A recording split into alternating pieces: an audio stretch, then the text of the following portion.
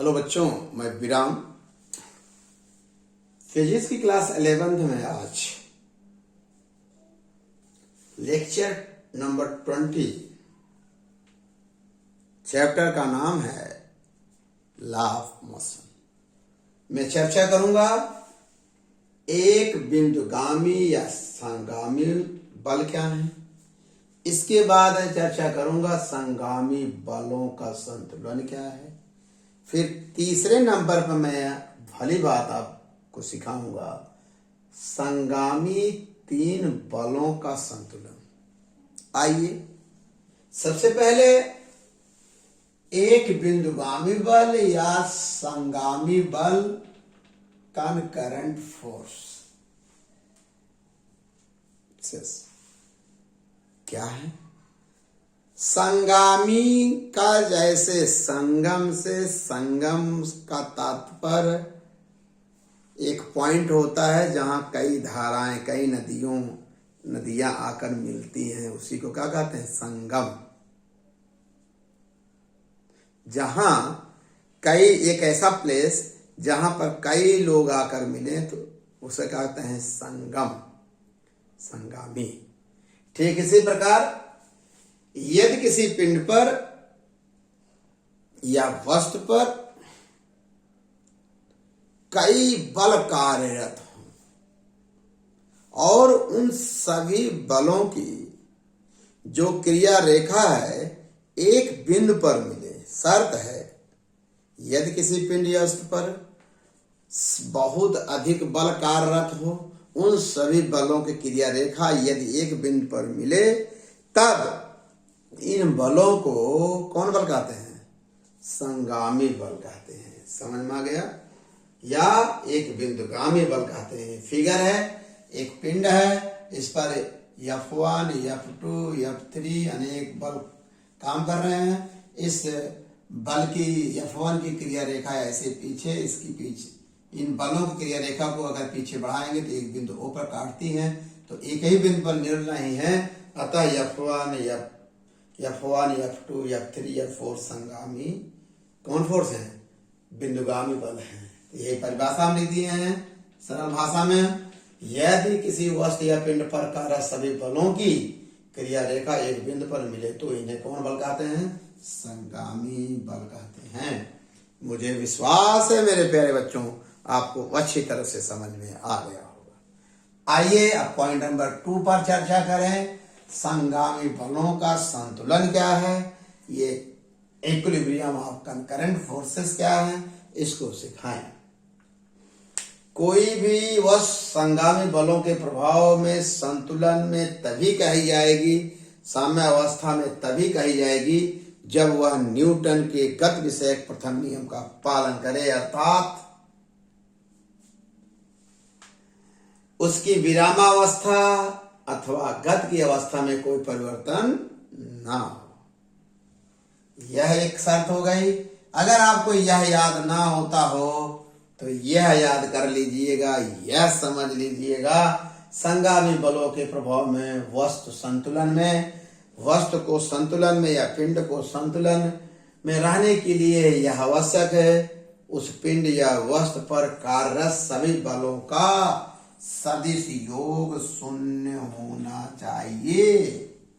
अर्थात F1 vector plus F2 vector plus F3 vector plus F4 equal to 0, इस शर्त का पालन करना चाहिए।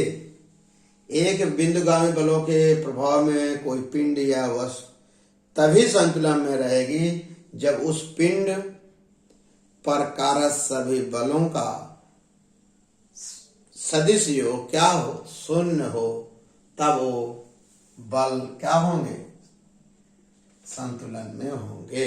वह पिंड संतुलन में होगा, यही होगा संगामी बलों का संतुलन। प्यारे बच्चों, मुझे विश्वास है कि आपको अच्छी तरह से समझ में यह टॉपिक आ रहा है। समझ में आ गए। यदि कोई पिंड है उस पर अनेक बल काम कर रहे हैं और वो बिंदुगामी है, तो निश्चित रूप से उनका बीजगणितीय, उन बलों का बीजगणितीय योग शून्य होगा। आइए यह तीसरा जो हमारा टॉपिक है, ये बहुत इंपॉर्टेंट टॉपिक है प्यारे बच्चों, संगामी तीन बलों का संतुलन। प्यारे बच्चों, इस पर काफी न्यूमेरिकल आपको मिलेंगे। कहाँ मिलेंगे? सेकेंड ईयर में, अर्थात जब वैद्युत क्षेत्र इलेक्ट्रिक फील्ड पढ़ाया जाएगा, मैग्नेटिक फील्ड पढ़ाया जाएगा, उसमें इसका ज्यादा, सिर्फ यहाँ एक छोटा से परिचय आप इसको सीख लीजिए। यह एक पिंड है जिस पर तीन बल F1, F2 और F3 बिंदु A, B और C पर कार्यरत है।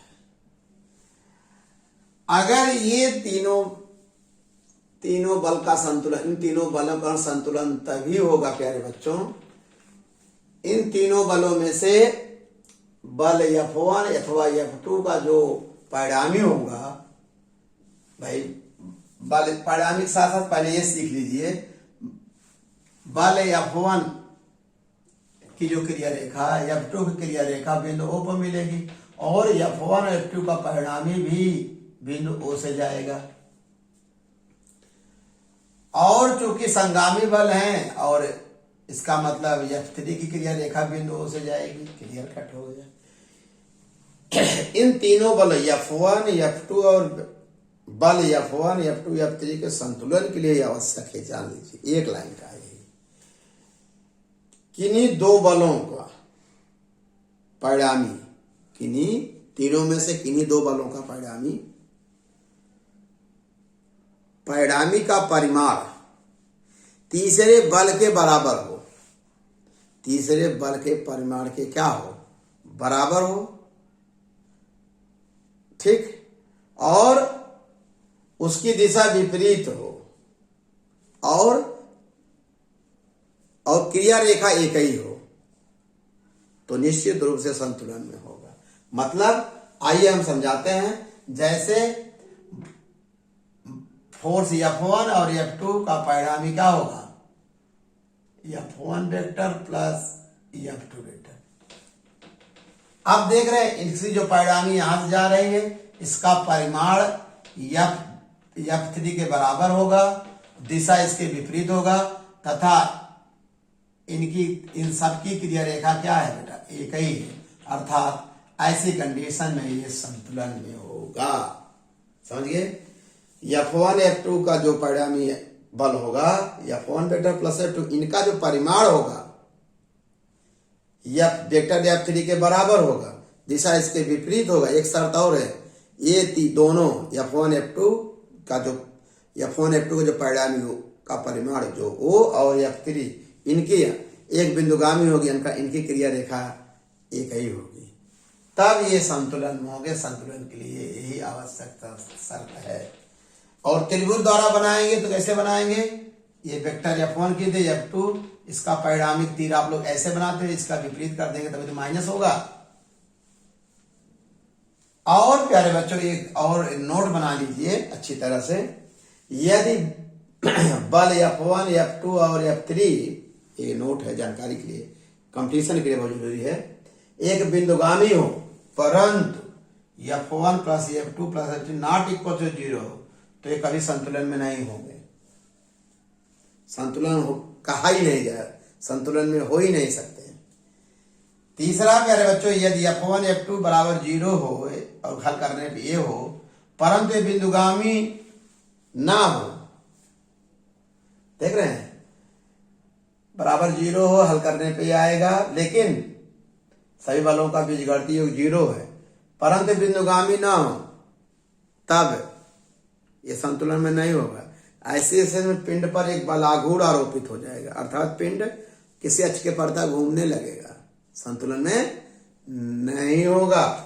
ये दो महत्वपूर्ण शर्तें हैं, ये संतुलन के जरूरी है। तीन बलों के लिए दो बलों का परिणामी, तीसरे बल के परिणामी का परिमाण, तीसरे फिर से यदि किसी पिंड पर तीन संगामी बल काम कर रहे हैं, ये संतुलन में तभी होंगे बेटा जब किन्हीं दो बलों के परिणामी का परिमाण तीसरे बल के परिमाण के बराबर होगा, तथा दिशा क्या होगी?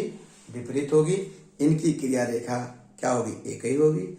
तब यह तीनों संगामी बलों, तीनों संघाई बल किसमें होंगे? संतुलन होंगे।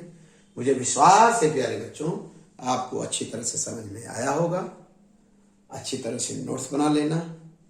समझ में निश्चित रूप से आ रहा है, क्योंकि यह जो मेरी भाषा है, जो मेरे समझाने का तरीका है, आपके लेवल से है। इसलिए चैनल को सब्सक्राइब कर लीजिए, लाइक कर लीजिएगा। ओके प्यारे बच्चों, धन्यवाद।